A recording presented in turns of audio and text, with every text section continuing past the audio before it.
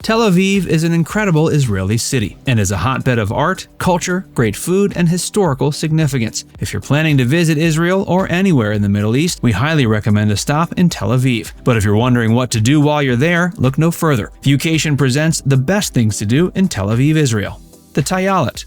A perfect way to get a sense of the beauty of Tel Aviv is to walk or bike along the Tayelet. It's a pedestrian-only road that goes from Jaffa to the old Tel Aviv Port, and perhaps more importantly, it runs along the Mediterranean, offering a stunning view of the sea as you walk. So you have the option of staying on the coastal side and simply admiring the gorgeous scenery, but you can also walk more on the inland side and check out an array of great restaurants, hotels, shops, and more. Then there's Gordon Beach, which is a prime spot for catching some rays and hanging out for a while. Renting a bike is a great option as well, as you can see more of the coastline than walking. But taking a leisurely stroll and stopping for great coffee is also a great option.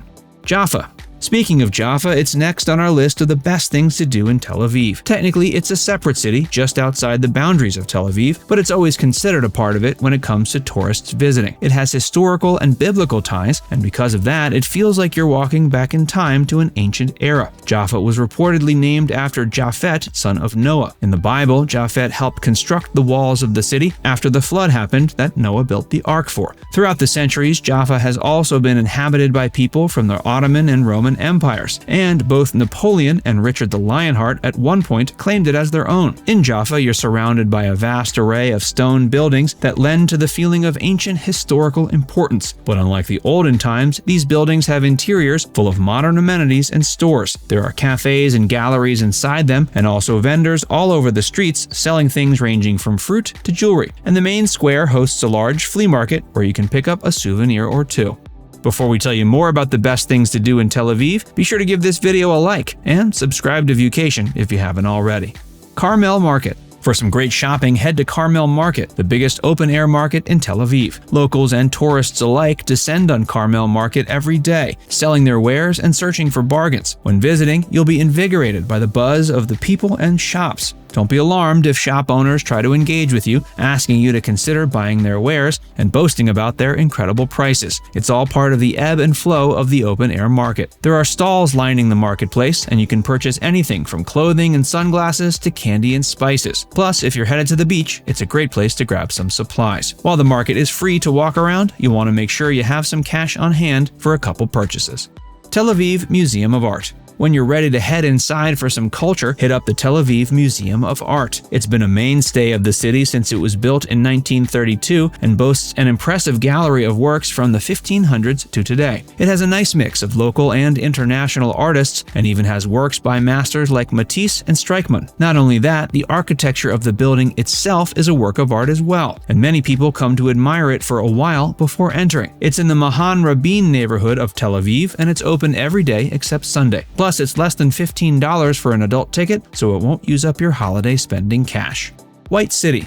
This area of Tel Aviv is referred to as White City because of the light cream color of the buildings. And for anyone who's into design and architecture, it's a must-see. The buildings are all in the Bauhaus style, which emphasizes asymmetry and geometric shapes. It's actually the biggest set of Bauhaus buildings on the planet, which is wild considering it didn't originate in this area. It's a German style of architecture, which was brought to Israel by Jewish immigrants from Germany. One great way to experience the White City is to hire a tour guide to take you around. The Bauhaus Center is centrally located and offers tours from around $22, but you can also pick up a guidebook and go on a self-guided tour. Make sure you hit up Rothschild Boulevard while you're there, as it has a lot of cafes and shops nestled inside these incredible architectural buildings.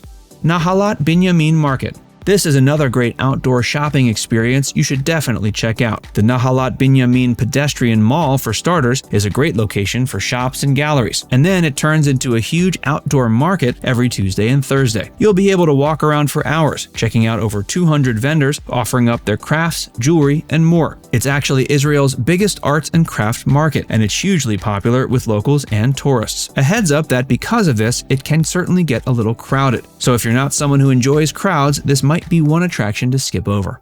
Tel Aviv Beaches.